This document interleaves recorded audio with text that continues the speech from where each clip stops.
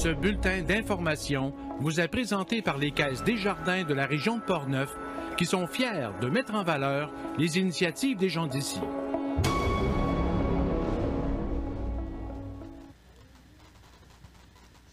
Nous sommes le jeudi 3 novembre 2022. Ici Michel Beausoleil. Voici votre téléjournal communautaire.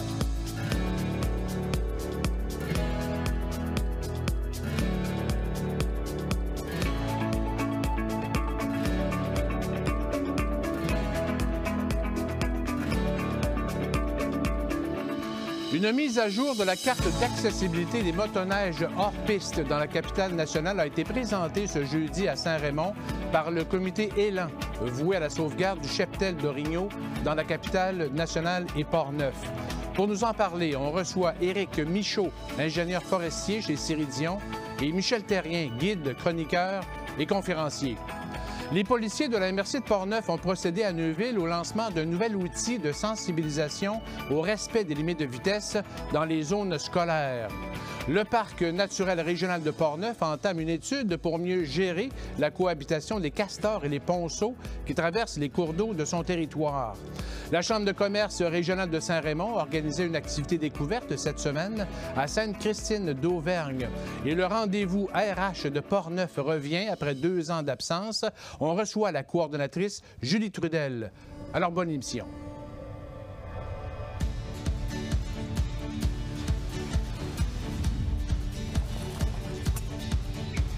Ici, on se crée des souvenirs au fil des saisons et on vit au rythme de nos passions.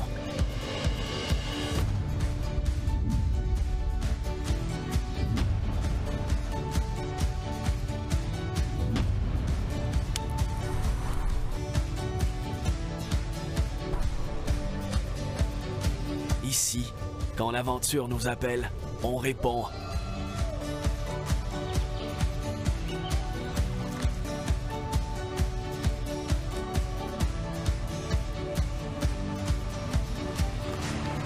Ici, à Saint-Raymond, ma destination pour un séjour plein air réussi.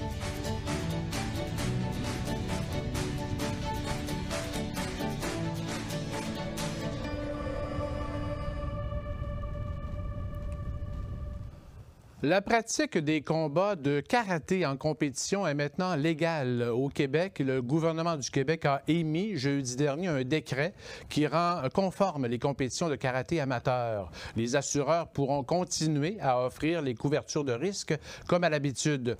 La sélection pour les Jeux du Canada aura lieu le dimanche 13 novembre prochain au complexe sportif Claude Robillard à Montréal. Même scénario du côté de Saint-Raymond, la compétition de niveau provincial se tiendra comme prévu le samedi 19 novembre à Saint-Raymond, organisé par le Club de karaté de Saint-Raymond et son instructeur en chef Alain Lavoie. La décision du Comité international olympique de retirer le karaté au programme des Jeux de Paris en 2024 avait plongé le karaté dans ce flou législatif. Le décret vient donc régulariser la situation et permet la reprise des compétitions amateurs de karaté. Dans le communiqué après cette annonce, la ministre responsable du sport, du loisir et du plein air, Isabelle Charret, entend maintenant se pencher sur le cadre de gestion des sports de combat au Québec dans une plus large mesure. Un cadre de gestion sera d'ailleurs déposé à l'hiver 2023 à la suite des travaux en cours. Les policiers de la MRC de Portneuf ont procédé ce lundi à Neuville au lancement d'un nouvel outil de sensibilisation au respect des limites de vitesse dans les zones scolaires. Il s'agissait d'une première pour la Sûreté du Québec. Aubert Tremblay a assisté à l'événement.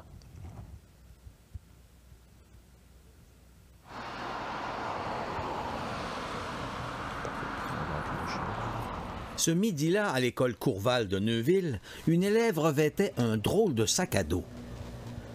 Même que ce sont des policiers qui le lui mettaient.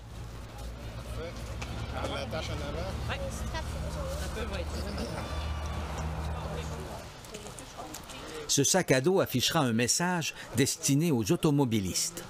Le but aujourd'hui, c'est vraiment de sensibiliser les usagers de la route. On sait que les zones scolaires, ce sont des zones sensibles et vulnérables. Donc, on veut vraiment les sensibiliser à diminuer leur vitesse à l'approche et dans les zones scolaires. Puis, on veut aussi sensibiliser les jeunes à la sécurité routière également. Le principe est tout simple. Quelqu'un pointe le radar vers les automobiles et l'information est transmise au sac à dos. Ça peut être un étudiant aussi qui participe à tenir l'antenne. Il va être accompagné d'un accompagnateur qui est une personne de confiance. Ça peut être un professeur, ça peut être un surveillant de l'école ou un moniteur de camp de jour. Mais on essaie le plus possible faire participer les enfants. Fait qu'il y en a un qui va tenir à l'antenne du cinémomètre, un qui va porter le sac à dos avec le panneau d'affichage de vitesse automatisé. De voir un enfant avec un panneau d'affichage, c'est sûr que ça capte l'œil de l'usager de l'automobile. Ça l'incite automatiquement à ralentir sa vitesse. Alors, le fait que l'enfant soit là, que ce soit un enfant qui soit là physiquement, c'est certain que ça a un impact plus grand. L'opération était une première pour la Sûreté du Québec.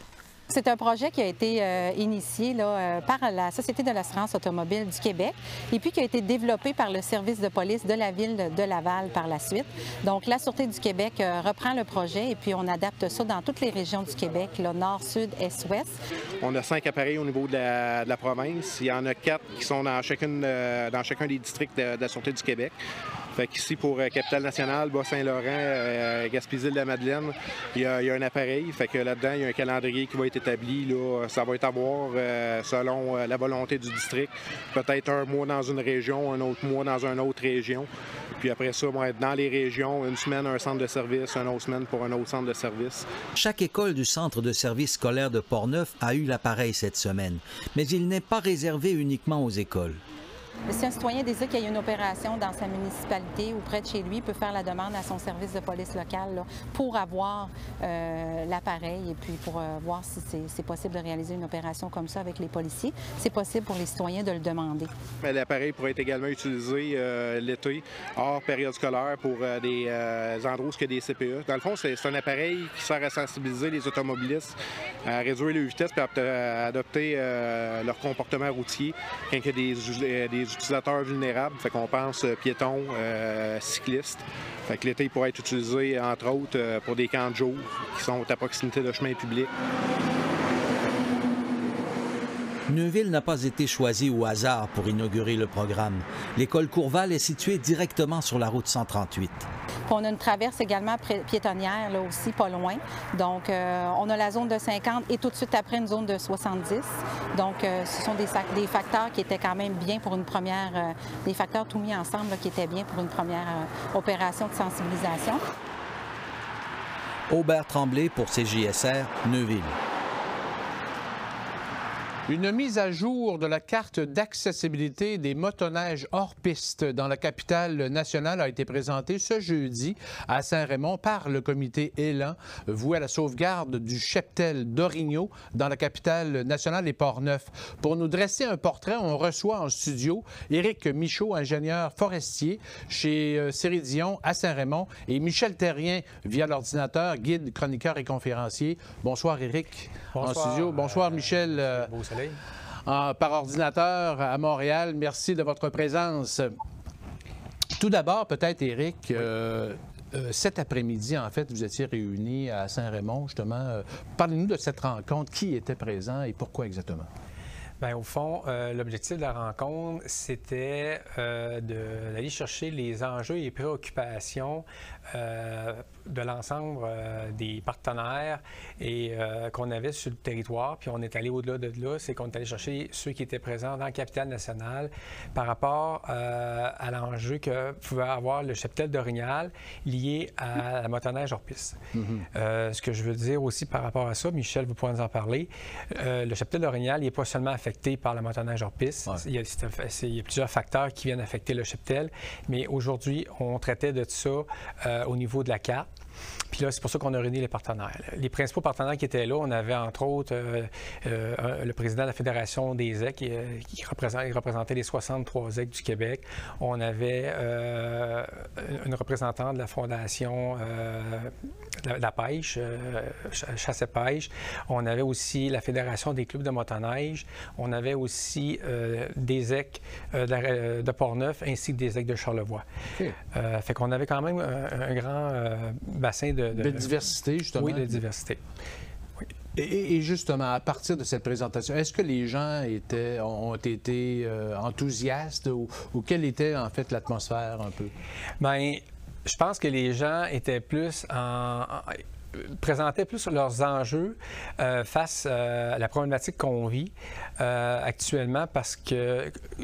Puis aussi, face à c'est un peu une impasse parce qu'actuellement, ce type d'activité-là, qui est la motoneige hors piste, il n'y a pas de réglementation autour de ça présentement. Okay. Ça fait que là, on essaie de trouver, en collaboration avec les instances ministérielles, on veut se donner un guide, un cadre. De là, la carte qu'on présentait, puis pour se donner un cadre de référence. Fait que les partenaires étaient là pour présenter leurs enjeux et là, on essaie de récupérer ça face à cette rencontre-là. Et peut-être, Michel, justement, parlez-nous de l'impact de la motoneige, justement, hors piste pour l'Orignal. Ben, qu'est-ce qu'il faut comprendre? Qu'est-ce qu'il faut comprendre chez l'Orignal? L'Orignal, c'est le plus grand des cervidés nord-américains.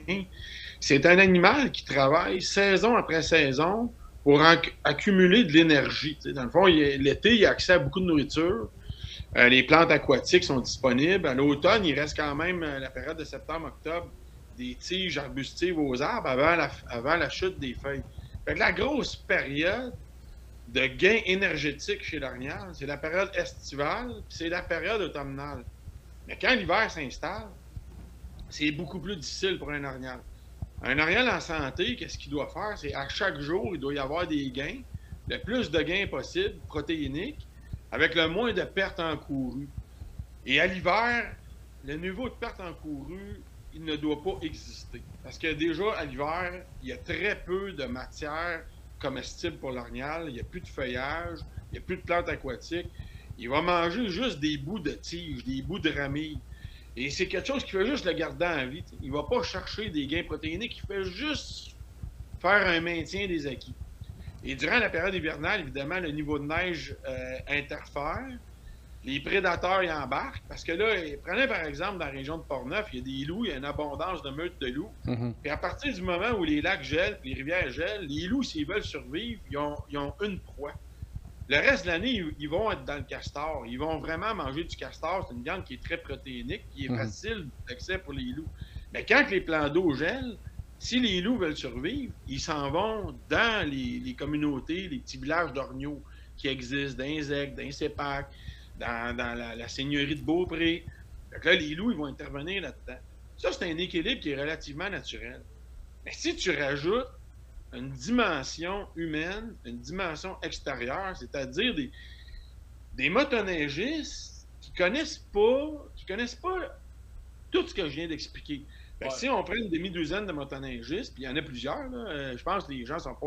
Il y en a qui sont au courant, mais c'est un phénomène qui a pris beaucoup d'ampleur. C'est sûr. Et c'est un phénomène qui ne vient pas nécessairement de la région de Portneuf. La région de Portneuf est ciblée par des gens qui viennent de l'extérieur, qui viennent même de l'Ontario. Ils vont gazer leur véhicule en Ontario, ils vont acheter leur bouffe en Ontario.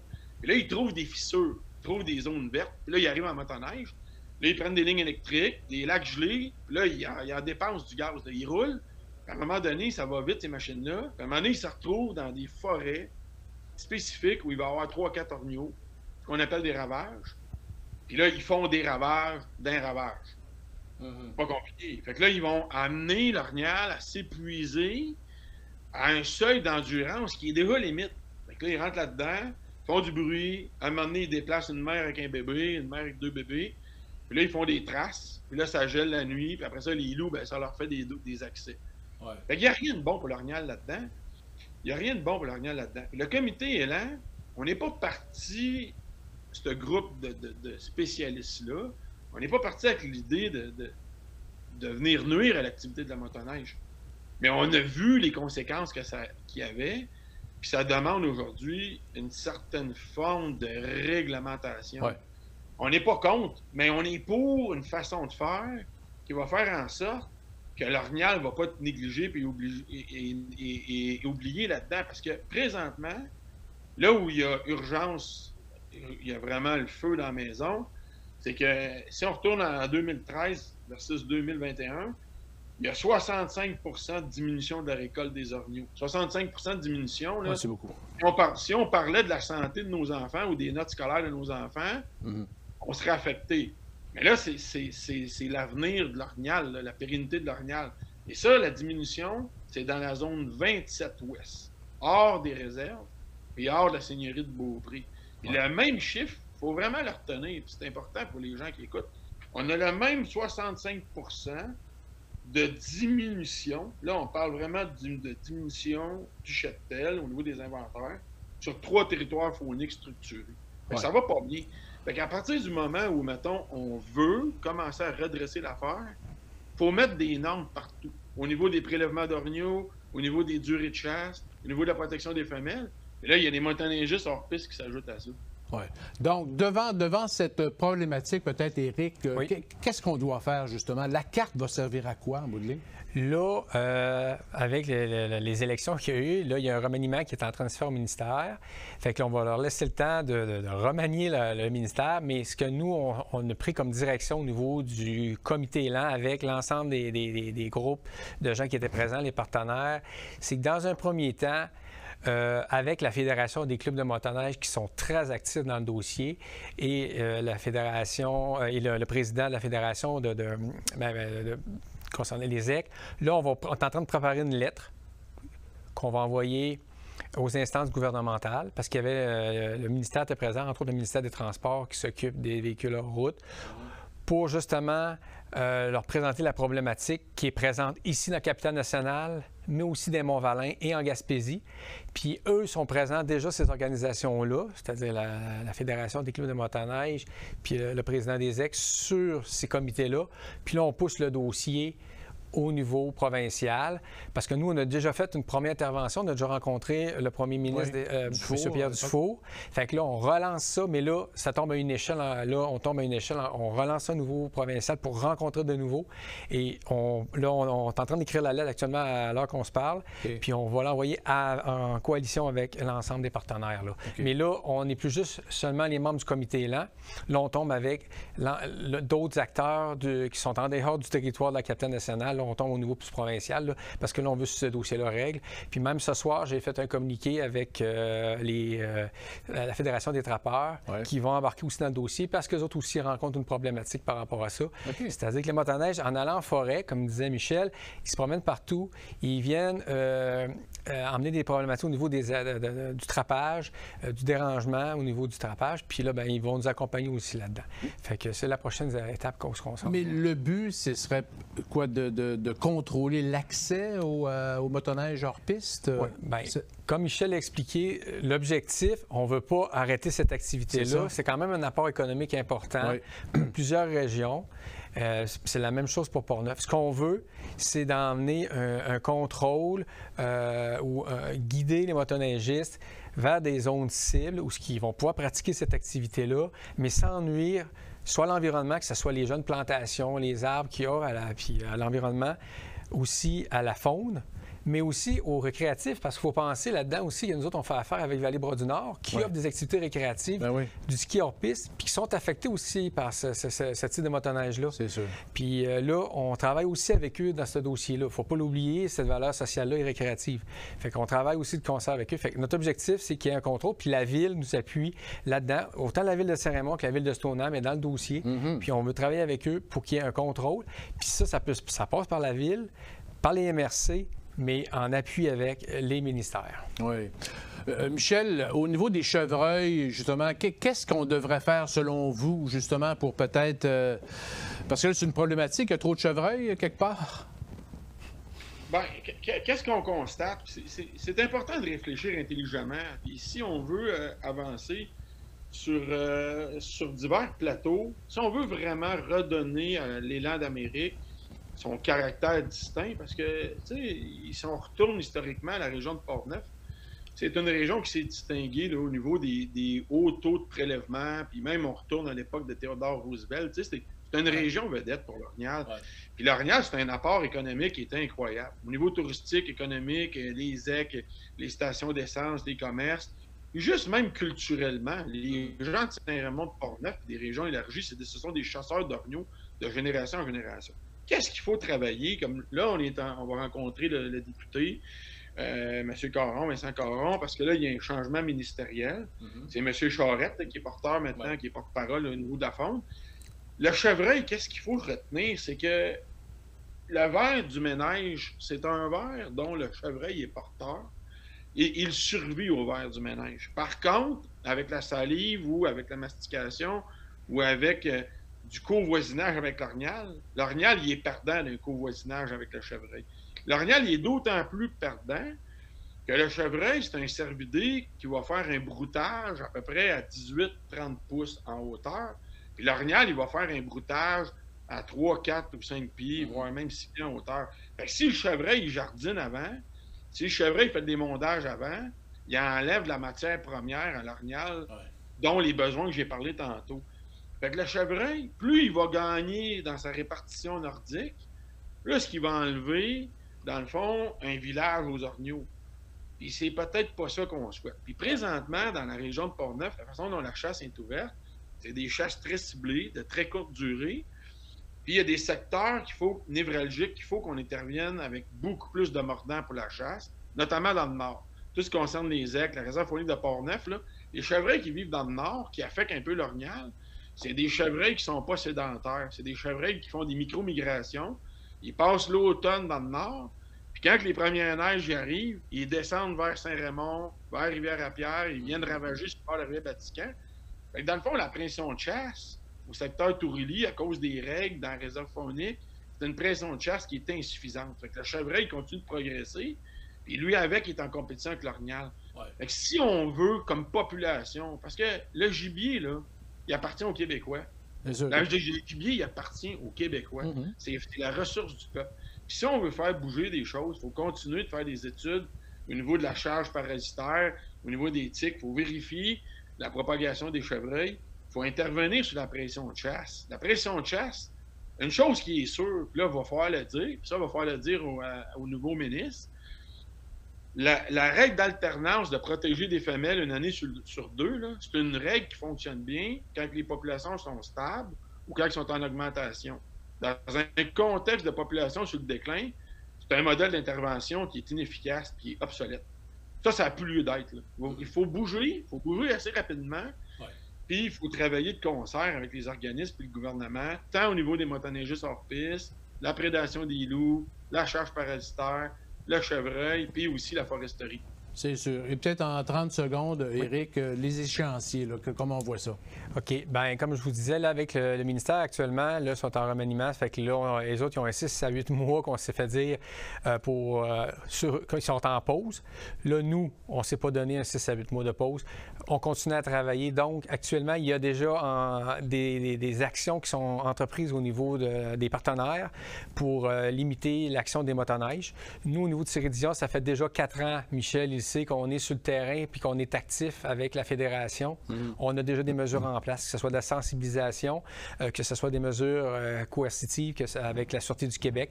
Là, on poursuit notre travail. Là, on va le faire, entre autres, en comité avec les EC, parce qu'actuellement, je ne sais pas si vous avez remarqué, M. Beausoleil, sur la carte, plusieurs territoires sont de couleur rouge. Ça, c'est un accès qui est interdit, donc sur les réserves fauniques et sur les territoires privés. Donc, il n'y a pas d'accès possible là. C'est pas respecté généralement, mais les territoires des zones d'exploitation contrôlées qui sont les ex, ces territoires-là sont verts, donnent un accès en tout temps. Là, ça devient un entonnoir pour eux. Fait que là, il faut qu'on travaille sur ce dossier-là avec eux. Fait que cet hiver, on va regarder pour un plan d'action avec eux. Fait qu'en 30 secondes, c'est ce que je pourrais vous dire. Parfait. Et là, on va se rencontrer là-dessus dans les prochaines semaines. Excellent. Alors, Éric Michaud, ingénieur forestier pour Céridion. Oui, merci. Michel Therrien, guide, chroniqueur et conférencier. Merci beaucoup de cet entretien, puis on se reparle bientôt. On s'en parle bientôt. Merci. Après la pause, d'autres nouvelles. Il y a un reportage sur la cohabitation des castors et les ponceaux dans le parc naturel régional.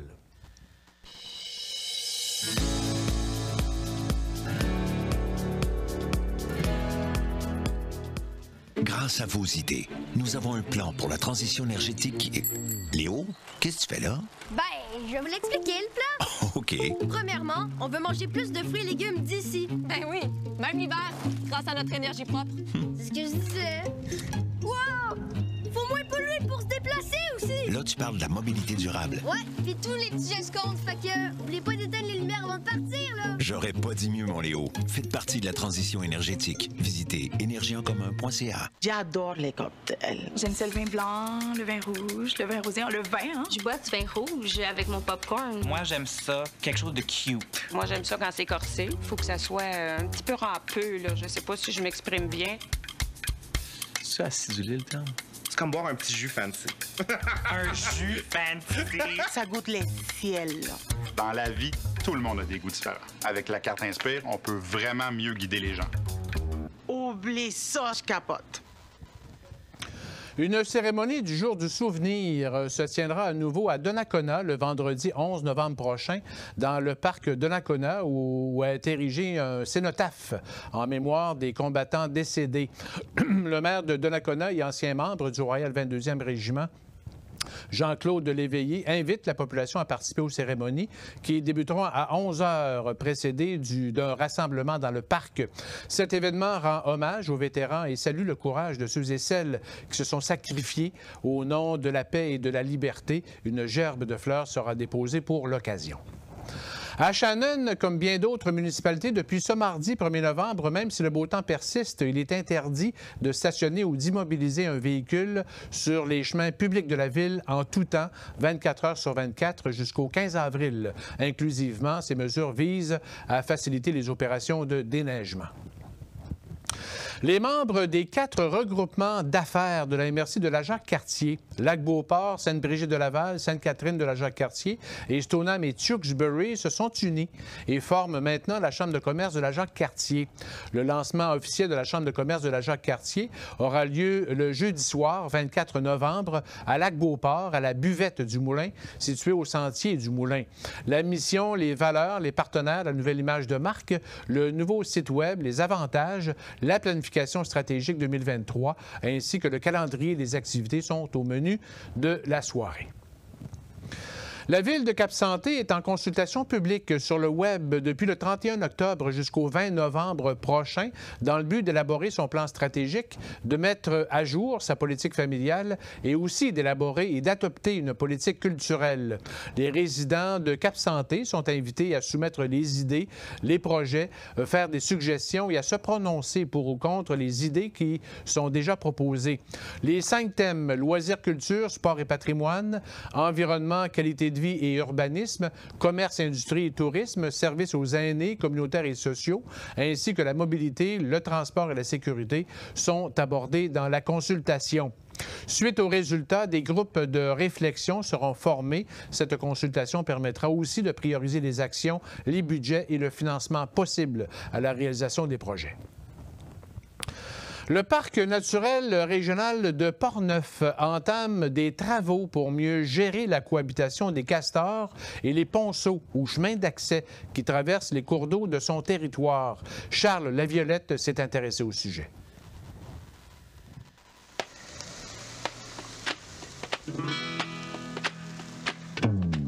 S'il est un animal sympathique, le castor peut parfois causer des dommages aux infrastructures. En construisant un barrage, il peut par exemple boucher un tuyau de calvette et inonder un chemin.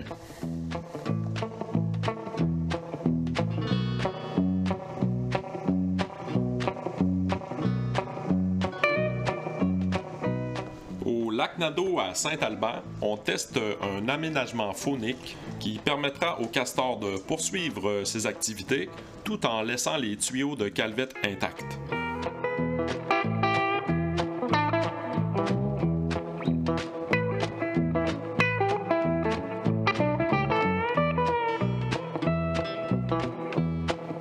Il y avait à la décharge du lac Nadeau un risque réel d'inondation du chemin forestier qui mène au chalet de 3 villégiateurs. Une grille a été installée ainsi qu'un pré-barrage. Le pré-barrage, c'est ce demi-cercle de roches sur lequel, on l'espère, le castor viendra construire son barrage. Pour attirer le castor, on a baissé le barrage d'environ 30 cm et on a laissé couler un mince filet d'eau dans le pré-barrage. Au mois de juin 2023, il y aura une deuxième étape lors de laquelle la cage sera déplacée. Et on espère que le pré-barrage viendra s'appuyer sur le barrage existant pour le solidifier. Le niveau du lac Nadeau correspondra donc à celui qu'il avait en 2011, avant l'installation du ponceau.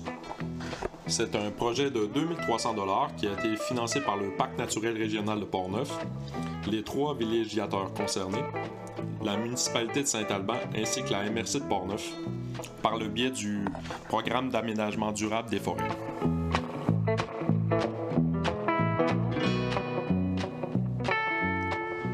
Après 2 ans d'absence en raison de la pandémie, le rendez-vous RH, ça veut dire ressources humaines, de Portneuf est de retour en 2022 et sera présenté le jeudi 24 novembre prochain au Centre multifonctionnel de Saint-Raymond.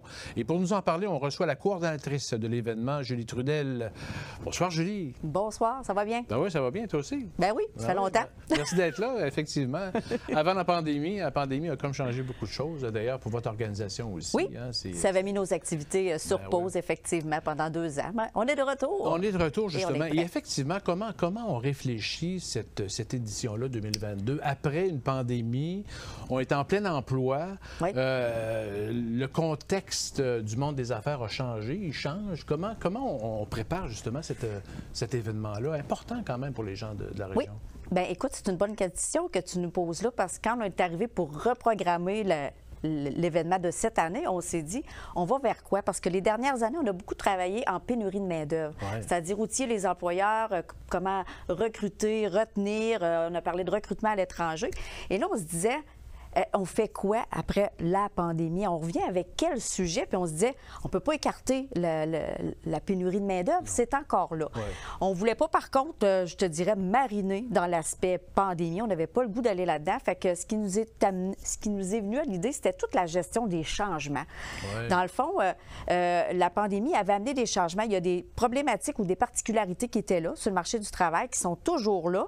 Puis il y a des phénomènes qui se sont amplifiés pendant la pandémie, que ce soit au niveau du recrutement de la main-d'œuvre, la rétention, mais aussi vraiment la gestion des changements.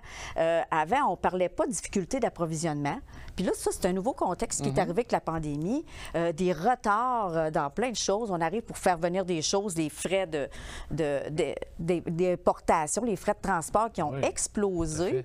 Donc, ça a vraiment mis de la pression de part et d'autre sur, je te dirais, les entreprises puis les gens qui gèrent ces ressources-là.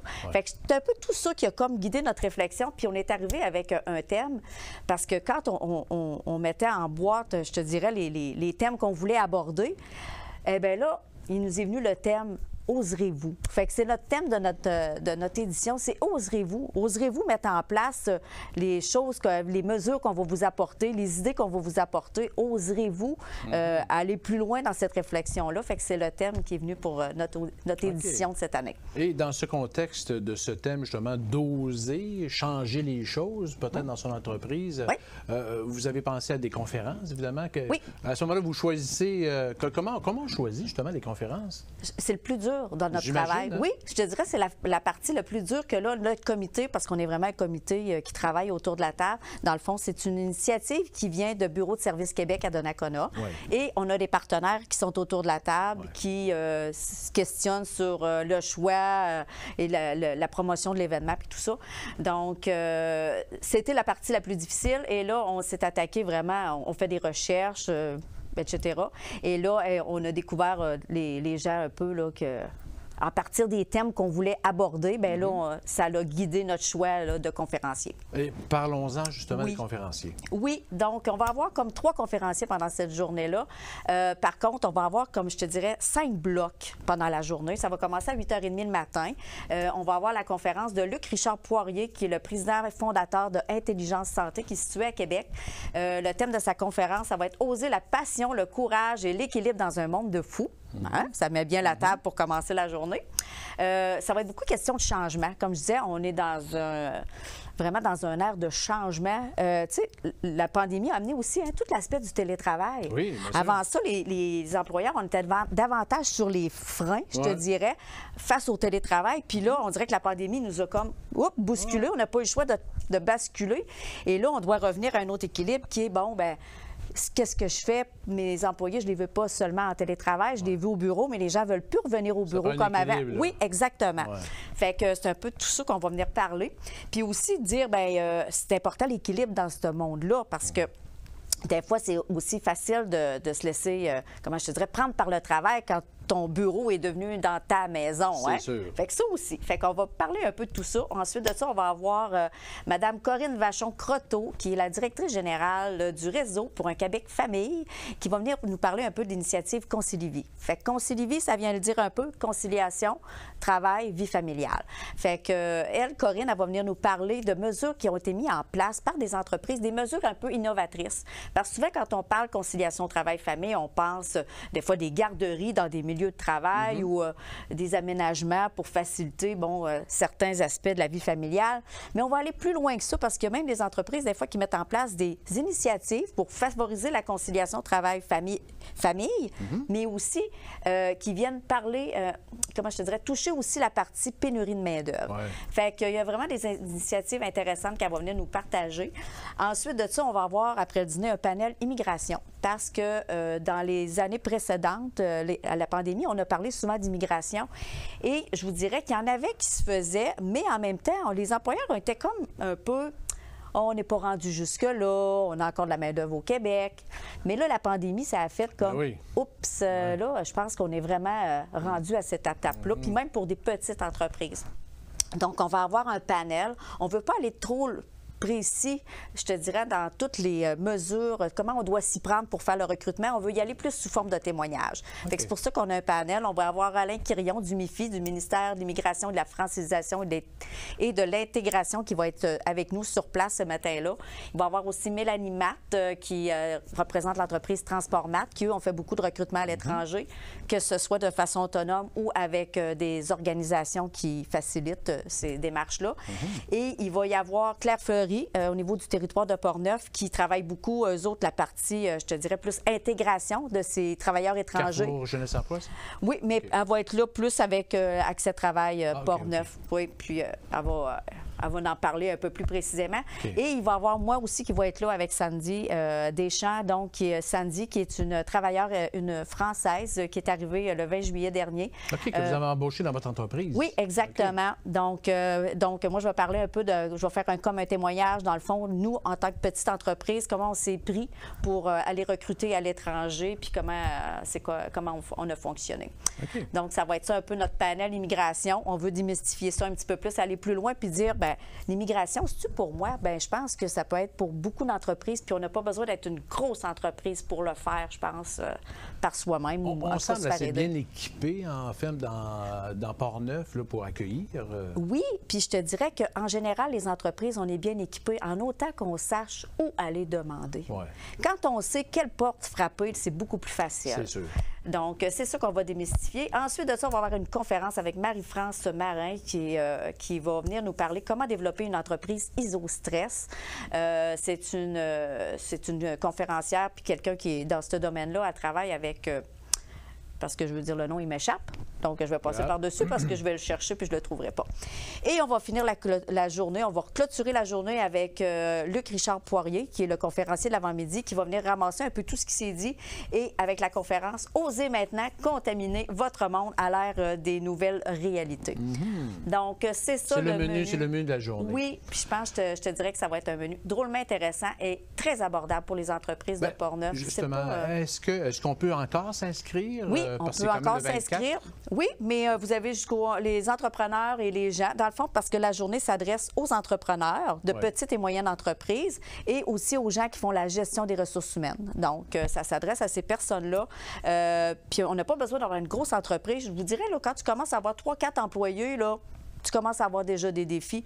Je pense que c'est une activité qui peut s'adresser à ce genre d'entreprise-là, mais aussi qui est très abordable financièrement. Ça coûte seulement 115 $ pour s'inscrire. on a le repas d'inclus, les pauses café avec tous ces conférenciers-là. Donc, ça coûte presque rien pour une journée de cette qualité-là. Vous pouvez accueillir combien de personnes à peu près? Habituellement, on a environ une centaine de participants qui vont être là, majoritairement des gens qui sont sur le territoire de Portneuf. Et aussi, pendant cette journée-là, on va avoir tous les organismes en lien avec l'employabilité sur le territoire de Portneuf. Tous ces organismes-là vont être présents cette journée-là si les entreprises veulent aller les voir, poser des questions. C'est quoi leur clientèle? Si j'engage une clientèle qui a une problématique de déficience intellectuelle, mais qui pourrait très bien faire certaines tâches dans mon entreprise, qu'est-ce que vous m'offrez comme aide, comme soutien financier? Fait qu'ils vont pouvoir aller rencontrer ces organismes-là sur l'heure des repas, les pauses, etc. Une sorte de kiosque, en fait, les gens... oui, mini-kiosque, mais vraiment plus informel pour pouvoir aller échanger avec eux. On l'a déjà fait, mais on revient parce que souvent, quand on n'a pas besoin de ce service-là, hein, on ne retient pas l'information. Donc, c'est important de revenir puis de rappeler aux gens que c'est là puis qu'on peut trouver de la main-d'œuvre aussi de ce côté-là. Et comment on fait pour s'inscrire, les entreprises? C'est facile. On va sur le site Rendez-vous RH Portneuf et vous cliquez inscription, puis on s'inscrit sur Internet, on paye avec notre carte de crédit. Merci, bonsoir. C'est parti, je suis inscrit. Est-ce que c'est à chaque année? On l'organise comme l'organisation? Oui, ou c'est pas 2 ans, c'est à chaque année? Non, à toutes les années. Avant, ça a déjà porté un autre nom. Au cours des dernières années, ça s'était transformé pour Rendez-vous RH Portneuf. 2 années de pause, et là, on revient d'attaque. Alors, donc, Rendez-vous RH Portneuf, de retour encore, jeudi 24 novembre prochain, au Centre multifonctionnel de Saint-Raymond. Julie Trudel, coordonnatrice, merci beaucoup. Hey, merci de m'avoir invité. Ça fait plaisir, puis bonne journée. Oui, bye. Merci. Après la pause, d'autres nouvelles. Il y a un reportage sur une visite d'affaires dans Portneuf.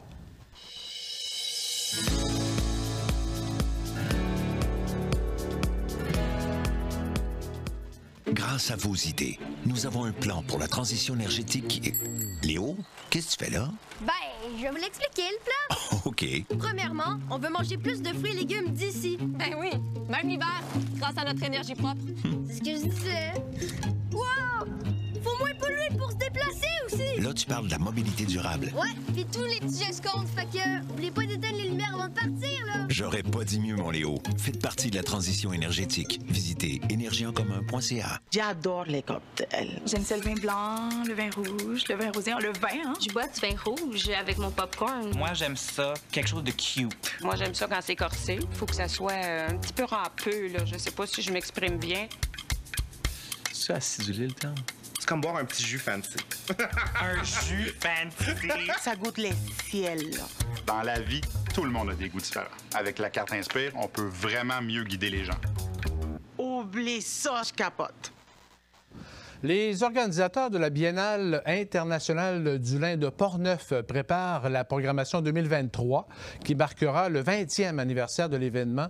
L'été dernier, des artistes et dirigeants de la Biennale internationale du lin de Portneuf se sont retrouvés au Portugal à l'événement Contextile qui se tient depuis 2012 et dont les liens entre les deux organisations sont tissés depuis 2016.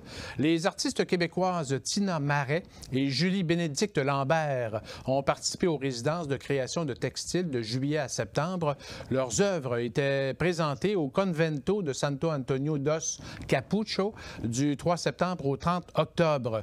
La directrice générale de la Biennale, Dominique Roy, a livré une conférence sur l'art textile lors des journées conférences Textile Talk et Adrien Landry, qui est membre fondateur des programmations de la Biennale, a animé une classe de maître sur la mécanique du système jacquard et du métier à tisser électronique qui mène à la création d'un tissu jacquard.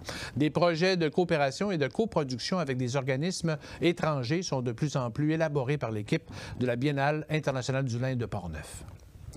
L'Opération Nez Rouge a lancé cette semaine sa 39e campagne de raccompagnement annuel. Du 25 novembre au 31 décembre, 75 communautés au Canada, dont une cinquantaine au Québec, pourront bénéficier du service de raccompagnement en toute sécurité après une soirée festive. La région de Portneuf figure parmi les organisations locales qui offriront le service aux automobilistes. Nous y reviendrons, bien entendu. En nouveauté, cette année, les bénévoles de l'Opération Nez Rouge peuvent procéder à leur inscription en ligne sans autre démarche supplémentaire. La Chambre de commerce régionale de Saint-Raymond organisait une visite découverte ce mercredi dans Portneuf. Danick Julien a assisté à l'activité. Des acteurs du milieu commercial de Portneuf se sont réunis ce mercredi 2 novembre à Sainte-Christine d'Auvergne pour réseauter et découvrir les entreprises locales sous l'initiative de la Chambre de commerce régionale de Saint-Raymond. Cette édition des sociales découvertes de la Chambre a rassemblé une trentaine de personnes qui en ont appris davantage sur le développement de Sainte-Christine d'Auvergne, mais aussi sur certains enjeux qui touchent la municipalité. Les sociales découvertes, dans le fond, ce qu'on veut faire avec ça, c'est vraiment d'aller visiter chacune de nos municipalités qui sont membres, qui font partie de la Chambre de commerce de notre territoire, d'aller les rencontrer sur le terrain. Cette année, c'était de rencontrer les nouvelles équipes municipales, parce qu'on sait que ça a changé l'année dernière. Donc, c'était de rencontrer les nouveaux élus. Et après ça, c'était de rencontrer les gens d'affaires, voir quels sont leurs défis, quelles sont leurs problématiques et comment la Chambre peut s'impliquer pour aider nos entrepreneurs, puis aider au développement de notre région aussi. L'événement fut ainsi l'occasion de présenter la nouvelle boutique atelier de Mathieu Néron qui travaille le cuir. Alors ici, mon atelier va se vouloir un atelier de confection et de réparation d'accessoires et d'articles de cuir. Et aussi mes spécialités dans la botte cavalière. Je vais fabriquer des bottes d'équitation, des bottes droites, bottes cavalières. Et en saison, durant l'été, des sandales, des chaussures. J'ai différents styles que je développe. Autant là, avant ça, je faisais beaucoup dans le médiéval. J'ai fait des reconstitutions historiques, médiévales ou vikings aussi, ou tout ça. Mais je fais aussi du contemporain. Puis moi, dans le fond, c'est que je m'adapte à la clientèle pour les gens qui veulent avoir des items, que ce soit un peu plus classique ou plus artisanal, plus avec un côté fashion, fait main, tout ça. Je vais m'adapter au niveau des coutures. Autant je fais de la couture au lacet de cuir, couture au fil ciré, ou couture à la machine à coudre, bien, ça donne un style différent aux items. C'est finalement au chalet en Boiron que l'activité s'est conclue, alors que de nombreux acteurs ont pris la parole. Du côté des chalets en Boiron, on indique que l'automne 2022 a reçu une forte achalandage. Pour cet automne, on a vraiment un bel automne. Puis ça se poursuit pour 2023, fait qu'on est vraiment très contents. Et ben là, le côté événementiel vraiment est reparti, côté mariage et tout. Voilà. Dans les projets passés et futurs, il y en a eu beaucoup. Là, dans les 10 dernières années, il y a eu beaucoup de choses, beaucoup d'améliorations au niveau du produit, de l'offre à la clientèle. Et là est venu le besoin de faire des projets investissements pour les opérations, puis s'améliorer, puis être en amélioration continue. Il y a, je ne sais pas où se situer, là, mais il y a un entrepôt et on a construit un nouveau garage pour améliorer tout ce qui est le service de l'entretien ménager. La prochaine activité sociale organisée par la Chambre de commerce régionale de Saint-Raymond va se tenir le 8 décembre prochain. C'était Danick Julien pour CJSR. Le producteur de charbon de la charbonnerie ancestrale à Sainte-Christine d'Auvergne, Sylvain-No, estime actuellement la moitié de sa capacité de produire qui se retrouve sur les tablettes des distributeurs comparativement à 100 % avant la pandémie. La forte demande du charbon à cuisiner durant la pandémie a laissé la concurrence étrangère s'accaparer des tablettes. Écoutons Sylvain-No. On vendait 100 % du charbon qu'on produisait.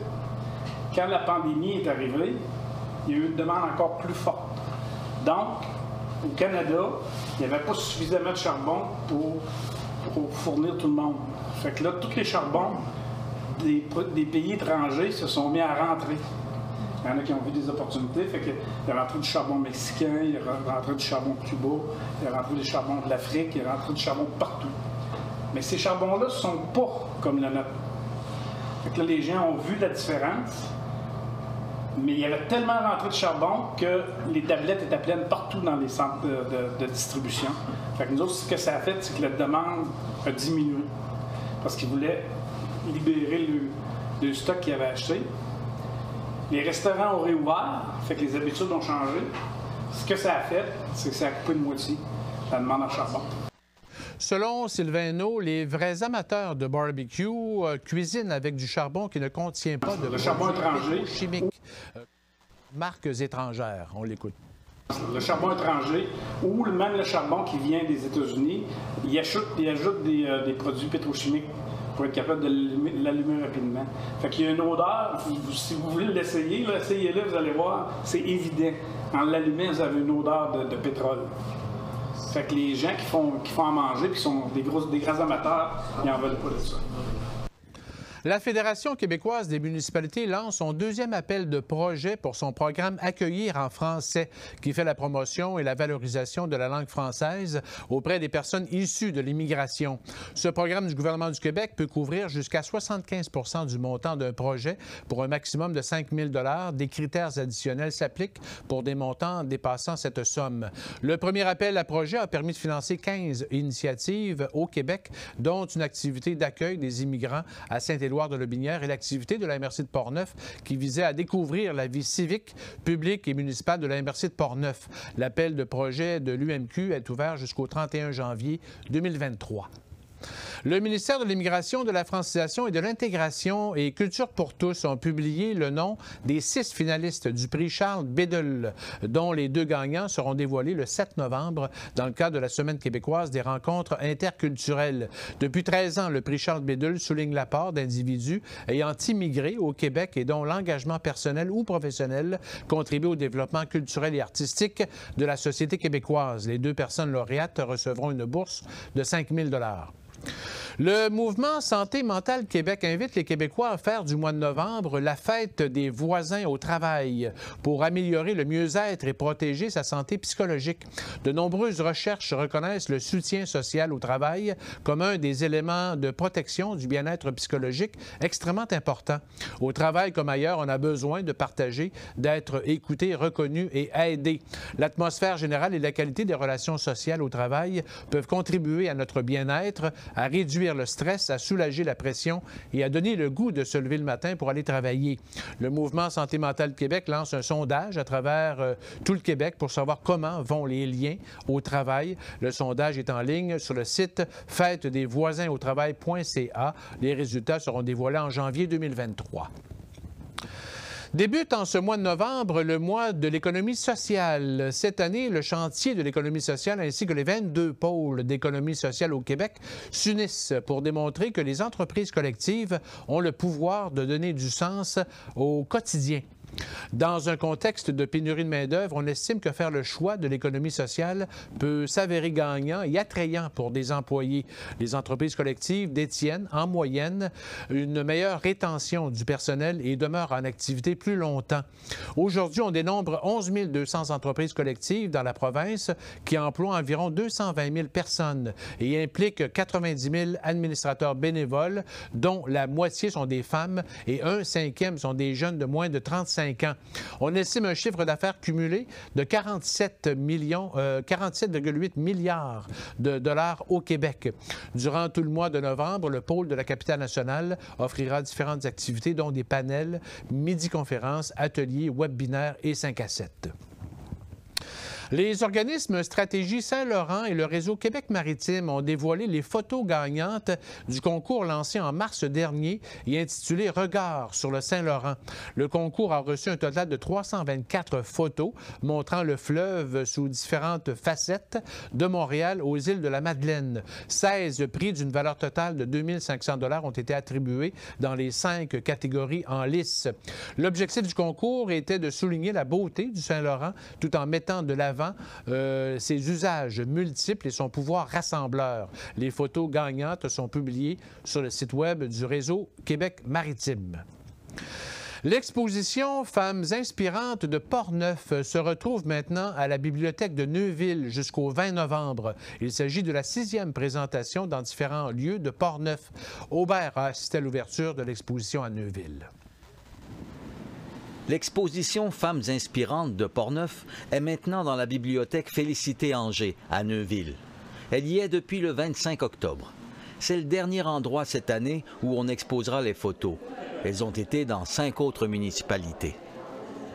Il y a une quarantaine de photos, chacune présentant une femme ayant des réalisations marquantes à son actif. Le projet a été initié par la photographe Danielle Dusablon.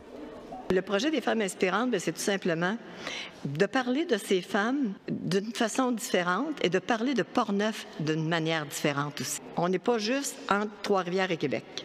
On a notre propre couleur, notre propre identité, et démontrer ça par nos femmes, c'est une façon différente de démontrer ce qu'elles sont et ce qu'elles font pour toute notre collectivité de la MRC de Portneuf. Un livre a été fait avec des textes de Mick Landry. Les profits de sa vente iront à la maison Mirepi pour les femmes victimes de violences conjugales. À l'inauguration de l'exposition de Neuville, 3 femmes inspirantes ont pris la parole. J'ai été employée à la SADC de Portneuf, donc la Société d'aide au développement de la collectivité, de plus de 25 ans. J'ai signifié ma retraite en 2017, mais on m'a fait le grand honneur de me demander d'être pour eux et de continuer comme contractuelle. Donc, jusqu'à ce jour, je travaille toujours pour la SADC de Portneuf. Je suis copropriétaire d'Alex Leclerc, une entreprise en plomberie, chauffage et gaz, une entreprise familiale bien établie à Donnacona, dans le comté, depuis 77 ans. Dans Portneuf, plusieurs me connaissent à titre d'administratrice de la Fondation Santé Portneuf maintenant. J'en suis la vice-présidente depuis plusieurs années, mais ça fait à peu près 10 ans que je suis à la Fondation. J'y étais allée à titre de coprésidente d'honneur de la campagne majeure au tout début, qui nous a permis enfin d'avoir notre fameux TACO dans Portneuf, à Saint-Raymond. Les femmes nous disaient, est-ce qu'il y a des modèles de femmes d'affaires qui réussissent dans Portneuf? Bien, on a Entrepreneurs et inspirantes, qui a été écrit par Joanne Martin en 2016. Donc, c'est des modèles de réussite au féminin de la MRC de Portneuf. On en a 25, on en est très fiers. Danielle en faisait partie. Et c'est un peu ce qui l'a inspirée parce qu'elle dit, mon Dieu, qu'il y a du beau monde chez nous, puis on ne le sait pas. Faire partie de l'histoire de cette belle région, pouvoir inspirer d'autres femmes à foncer dans le monde de l'entrepreneuriat, pour moi, c'est une belle reconnaissance. Je me dis que si j'ai eu le guts de foncer dans ce monde de fou-là, puis que je peux aider, bien, tant mieux. Ça me touche énormément que vous soyez déplacés et que vous ayez pris le temps, encore une fois, parce que là, c'est notre 6e. On a commencé à Donnacona et on termine ici. Et à chaque fois, on a eu un accueil tout à fait exceptionnel. Donc, c'est un baume, je dirais, pour les femmes qui travaillent souvent dans l'ombre. Souvent, elles posent des actions qui changent nos collectivités, mais on n'en parle pas beaucoup. Aubert Tremblay pour CJSR à Neuville. L'équipe de l'unité de loisirs et de sport de la capitale nationale organise pour la première fois une journée de discussion et de réflexion sur les loisirs et le sport suite à la pandémie et devant les débats actuels sur la violence en contexte sportif. Cette journée se tiendra le jeudi 24 novembre prochain au Centre communautaire multifonctionnel de Saint-Augustin de Desmaures. Le Salon du livre des Premières Nations est de retour pour une 11e édition du 17 au 20 novembre à Québec, principalement à la Maison de la littérature, au Centre culturel, le Morin Centre et à la salle Multi, rue Saint-Vallier. Une vingtaine d'auteurs autochtones canadiens participeront à des rencontres avec le public, des entrevues, des séances de dédicaces et des spectacles littéraires. Sur la grande scène, d'ailleurs, de la Maison de la littérature, le public pourra assister gratuitement sur réservation à des rencontres et des tables rondes. Le comité organisateur du marché du Noël d'antan à Cap-Santé dévoilera la programmation de la 20e édition ce vendredi 4 novembre. Le marché du Noël d'antan à Cap-Santé accueille près de 20 000 visiteurs par année sur la place de l'Église depuis 20 ans. Nous y reviendrons, bien sûr, jeudi prochain. Et rappelons que nous retournerons à l'heure normale de l'Est durant la nuit de ce samedi 5 novembre au dimanche 6 novembre à 3 heures la nuit. Il faudra reculer l'heure d'1 heure. Il sera donc 2 heures. Nous aurons donc droit à 1 heure de plus au lit le dimanche matin, mais le soleil se couchera plus tôt en fin d'après-midi. Les services de la sécurité publique nous recommandent d'ailleurs de vérifier les piles de nos détecteurs de fumée par la même occasion. Alors, ça complète Info CJSR pour cette semaine. Merci à Charles, Danick, Aubert, Tony, Suzy, Luc, Carole et nos invités. Merci de nous suivre à chaque semaine sur nos différentes plateformes. Et on se laisse avec des images de castors. Alors, bonne semaine.